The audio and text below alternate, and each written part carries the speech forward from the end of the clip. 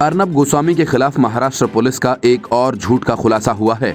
Police ने Republic TV के editor in chief Arnab Goswami को न्यायिक रिमांड जारी रखने के लिए तलोजा जेल शिफ्ट कर दिया और अर्नब की शिफ्टिंग की वजह बताते हुए पुलिस ने एक झूठी कहानी गढ़ दी। पुलिस ने दावा किया कि अर्नब गोस्वामी अलीबाग के क्वारंटीन सेंटर के अंदर मोबाइल फोन इस्तेमाल कर रहे थे। नियमों के अनुसार वे अनुमति के बिना न्यायिक हिरासत में रहते हुए मोबाइल फोन का इस्तेमाल नहीं कर सकते हैं। क्राइम ब्रांच के इन्वेस्टिगेटिंग ऑफिसर जमील शेख ने कहा कि अर्नब किसी का मोबाइल फोन इस्तेमाल कर रहे थे और सोशल मीडिया पर एक्टिव थे। उन्होंने कहा कि शुक्रवार देर शाम को हमें पता चला कि गोस्वामी किसी के मोबाइल फोन का उपयोग करते हुए सोशल मीडिया पर सक्रिय थे। हकीकत यह है कि पुलिस ने अर्नब गोस्वामी के फोन को उनके वर्ली निवास से गिरफ्तार करने के बाद जब्त कर लिया था और इसलिए उनके पास कोई अपना फोन था ही नहीं। पुलिस अधिकारी ने कहा कि मामले की जांच अधिकारी के रूप में मैंने अलीबाग जेल अधीक्षक को लिखा था कि एक जांच रिपोर्ट मांगी जाए कि अर्नब गोस्वामी को मोबाइल कैसे मिला और किसने उन्हें क्वारंटीन सेंटर में मोबाइल मुहैया करवाया। इसके बाद हमने उन्हें तलोजा जेल में शिफ्ट कर दिया।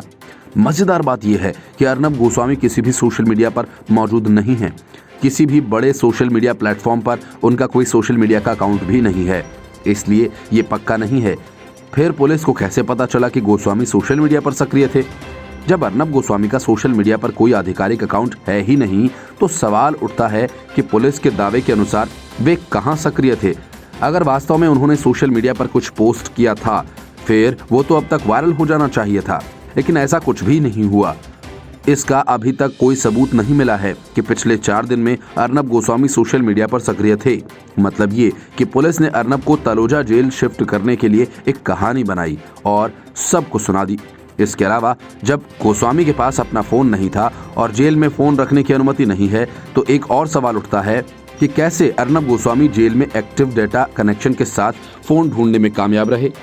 पुलिस अधिकारी ने अभी उस शख्स पर कोई कार्रवाई या उसका खुलासा नहीं किया है जिनसे अर्नब ने कथित तौर पर फोन लिया था, और कथित फोन आखिर जेल में पहुंचा कैसे और अर्नब किस सोशल मीडिया पर एक्टिव थे। महाराष्ट्र पुलिस की इस कहानी से तो यही लगता है कि ये सरासर झूठ है और अर्नब के खिलाफ उसी साजिश का हिस्सा है जिसके तहत उन्हें जानबूझकर फंसाने की कोशिश की जा रही है। आपको बता दें कि तलोजा जेल में कई कुख्यात अपराधी और अंडरवर्ल्ड के डॉन्स को रखा गया है। रिपब्लिक मीडिया नेटवर्क के संस्थापक और मुख्य संपादक अर्नब गोस्वामी ने अपनी जान को खतरा बताया है। पुलिस वैन के भीतर से ही मीडिया से बात करते हुए बताया कि उन्हें उनके वकीलों से भी बात नहीं करने दी जा रही है। उन्होंने बताया कि उन्हें सुबह 6 बजे जगा दिया गया और रविवार की सुबह उन्हें धक्का भी दिया गया। उनके साथ दुर्व्यवहार हुआ। उन्होंने कहा कि मेरी जिंदगी खतरे में है। मैं भारत की जनता को, पूरे देश की जनता को बताना चाहता हूं कि मेरी जान खतरे में है।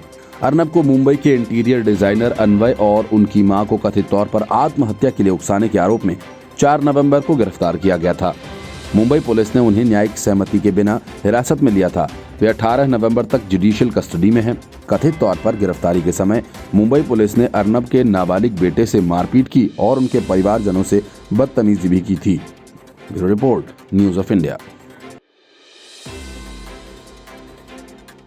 बिहार विधानसभा चुनाव के नतीजों के ठीक पहले केंद्र सरकार के मंत्री और बीजेपी के नेता अश्विनी चौबे ने नीतीश कुमार को अब केंद्र की राजनीति में आने की सलाह दे डाली। अश्विनी चौबे की सलाह नीतीश मानेंगे या फिर नहीं, कहा नहीं जा सकता, लेकिन एक बात तो साफ है कि एनडीए में खटपट शुरू हो गई है। अश्विनी चौबे ने कहा कि बिहार में हमारी सरकार बन रही है। मेरी व्यक्तिगत राय है कि चुने हुए नेताओं में से ही किसी मुख्यमंत्री को चुनना चाहिए।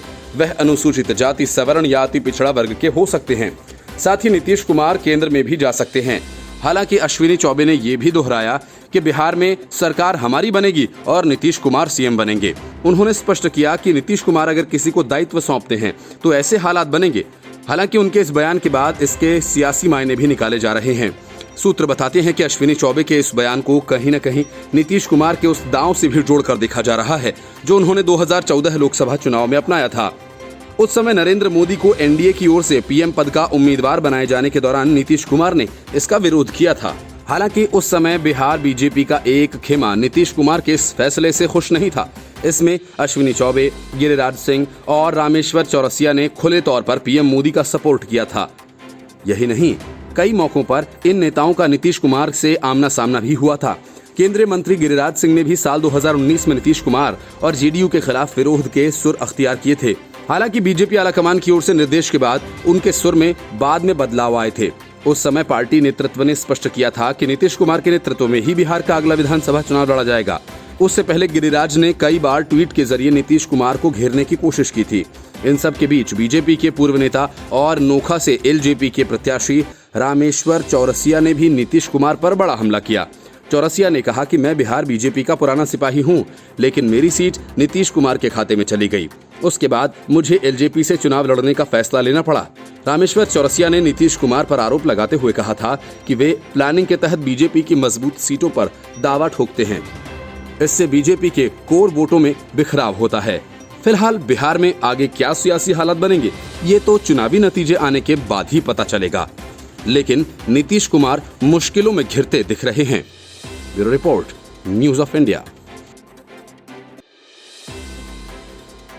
अर्नब गोस्वामी के खिलाफ किस तरह की ताकतें लगी हुई हैं, इसका अंदाजा इस बात से लगाया जा सकता है कि कश्मीर में पाकिस्तान के इस्लामी आतंकवाद का समर्थन करने वाला एजेंट टोनी अशाई अब पत्रकारों को लेकर जहर उगल रहा है। टोनी ने अर्नब गोस्वामी की गिरफ्तारी पर अपनी संवेदनहीनता व्यक्त करते हुए पत्रकार आरती टिक्कू और नविका कुमार के लिए ऐसे ही बर्ताव की कामना ट्विटर पर की।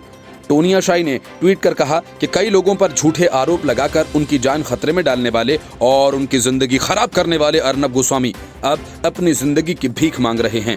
ऐसे ही मुकद्दर आरती टिक्कू और नविका कुमार और अन्य लोगों का इंतजार कर रहा है। मुझे उम्मीद है कि ट्रंप के जाने से विश्व भर में अच्छे मूल्यों की दोबारा से बहाली होगी। इस ट्वीट को पत्रकार आरती टिक्कू सिंह ने शेयर करते हुए गृह मंत्रालय और दिल्ली पुलिस को टैग किया।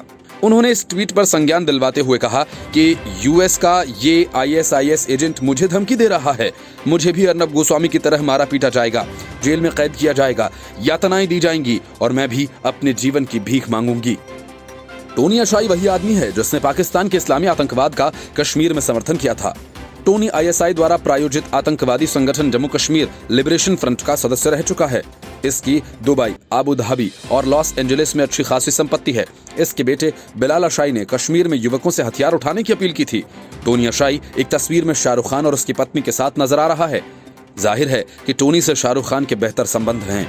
कैलिफोर्निया के रहने वाले अलगाववादी नेता टोनी अशाई पर कश्मीर के युवकों को भारत के विरुद्ध भड़काने का भी आरोप है। इस पर श्रीनगर के सामाजिक कार्यकर्ता अल सिकंदर ने अपने आधिकारिक ट्विटर अकाउंट से सिलसिलेवार ट्वीट किया था, जिसमें उन्होंने टोनी पर कई गंभीर आरोप लगाए थे। ट्वीट में उन्होंने टोनी को न केवल आईएसआई द्वारा प्रायोजित आतंकवादी संगठन जम्मू कश्मीर लिबरेशन फ्रंट का सदस्य बताया था, बल्कि शाहरुख खान और पाकिस्तान के प्रधानमंत्री इमरान खान से उसकी नजदीकियों को भी उजागर किया था। इन ट्वीट्स में ये बताया गया कि टोनी को आईएसआई से वेतन भी मिलता है। इसके अलावा वह जम्मू कश्मीर और भारत के अलग अलग हिस्सों में रहने वाले तमाम लोगों से संपर्क में है। Report, news of India.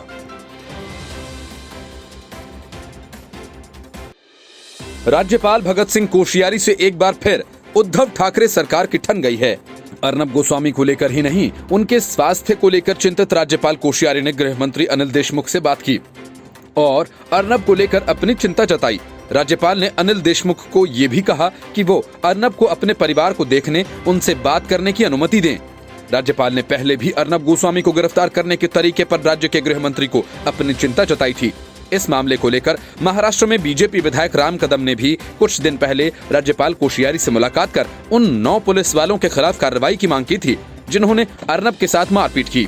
Ram Kadam ने कहा कि उन्होंने इसे लेकर महाराष्ट्र के गृह मंत्री को भी पत्र लिखा था, लेकिन उन्हें कोई जवाब नहीं मिला। अर्नब गोस्वामी से मिलने तलोजा जेल जाने से पहले बीजेपी विधायक राम कदम ने कहा कि अर्नब गोस्वामी की जान को खतरा है। इस महाराष्ट्र प्रदेश में अर्नब गोस्वामी जैसा वरिष्ठ पत्रकार स्वयं सुरक्षित नहीं है। उनके साथ महाराष्ट्र की सरकार छलावा कर रही है। उनको अपमानित और प्रताड़ित किया जा रहा है। अगर अर्नब के साथ कुछ होता है तो ये 3 दलों की महाराष्ट्र सरकार कान खोल कर सुन ले। ये लड़ाई अर्नब की अकेले की लड़ाई नहीं है, बल्कि पूरे देश की लड़ाई है। राम कदम ने कहा कि मैं अर्नब से मुलाकात करने तलोजा जेल जा रहा हूं। वहां जेलर से भी मुलाकात करेंगे और उस जेलर को भी बता कर आएंगे कि सरकार के बहकावे में आकर अर्नब जी के साथ अगर किसी तरह के गलत सलूक किए गए तो इस महाराष्ट्र की भूमि में उन्हें माफ नहीं किया जाएगा। जो व्यक्ति कानून अपने हाथ में ले रहा है, पूरा देश उनके विरोध में खड़ा है और इस सरकार को अर्नब को रिहा करना ही होगा और पूरे देश के सामने उद्धव ठाकरे सरकार को माफी मांगनी होगी। असल में रिपब्लिक मीडिया नेटवर्क के editor in chief Arnab Goswami को रविवार सुबह अलीबाग क्वारंटीन सेंटर से तलोजा जेल शिफ्ट किया गया। वहीं जब अर्नब को अलीबाग क्वारंटीन सेंटर से तलोजा जेल भेजा जा रहा था तो उस दौरान अर्नब ने पुलिस वैन से कहा कि मुझे जान का खतरा है, मुझे सुबह पुलिस स्टेशन में मारा पीटा घसीटा गया, मुझे जेलर ने मारा। मैंने आग्रह किया कि मुझे प्लीज वकील से बात करने दीजिए, मुझे बोला गया कि बात नहीं करने देंगे। 4 नवंबर की सुबह अर्नब उनके घर से पुलिस उन्हें बिना किसी पूर्व सूचना के गिरफ्तार कर लाई। अर्नब को 2 साल पुराने केस में गिरफ्तार किया गया जो पहले ही बंद हो गया था, लेकिन उसे किस अदालत की इजाजत से खोला गया? गिरफ्तार करने के बाद पुलिस ने अर्नब गोस्वामी को अलीबाग कोर्ट में पेश किया, जहां पर पुलिस कस्टडी की मांग की गई। हालांकि कोर्ट ने पुलिस कस्टडी को इनकार करते हुए अर्नब गोस्वामी को 14 दिन के लिए न्यायिक हिरासत में भेज दिया है।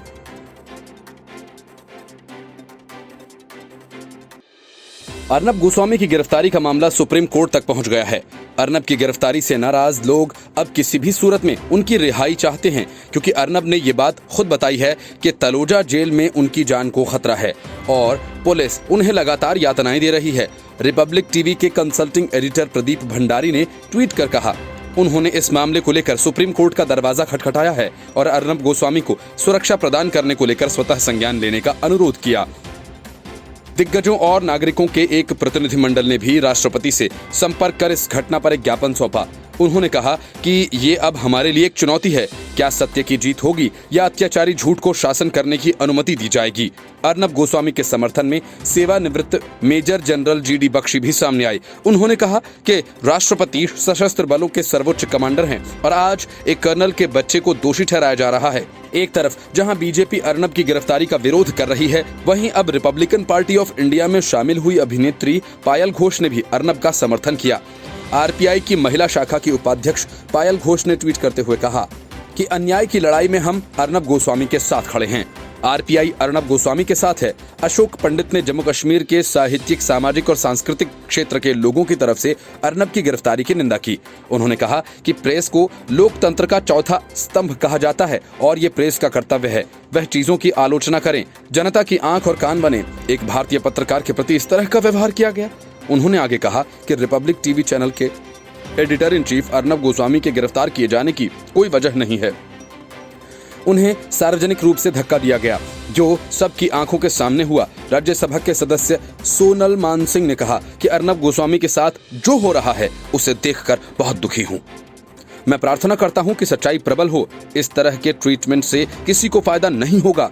वहीं जयपुर में सत्र न्यायालय के पूर्व न्यायाधीश सीपी सिंह ने कहा कि जो हुआ उससे ये पता चलता है कि अपराधियों के माध्यम से उन्हें परेशान किए जाने के लिए उन पर दबाव डाला जा रहा है।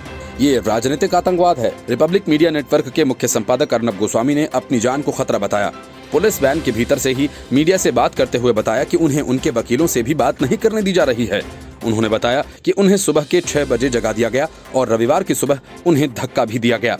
उनके साथ दुर्व्यवहार हुआ। उन्होंने कहा कि मेरी जिंदगी खतरे में है। मैं भारत की जनता को, पूरे देश की जनता को यह बताना चाहता हूं कि मेरी जान खतरे में है। रिपब्लिक मीडिया नेटवर्क के editor in chief Arnab Goswami को 4 नवंबर की सुबह उनके घर से पुलिस ने बिना किसी सूचना के गिरफ्तार कर लिया था। अर्नब को 2 साल पुराने केस में गिरफ्तार किया गया है, जो पहले ही बंद हो चुका है। गिरफ्तार करने के बाद से पुलिस ने अर्नब गोस्वामी को अलीबाग कोर्ट में पेश किया था, जहां पर पुलिस कस्टडी की मांग की गई थी। हालांकि कोर्ट ने पुलिस कस्टडी से इनकार करते हुए अर्नब गोस्वामी को 14 दिनों के लिए न्यायिक हिरासत में भेज दिया था।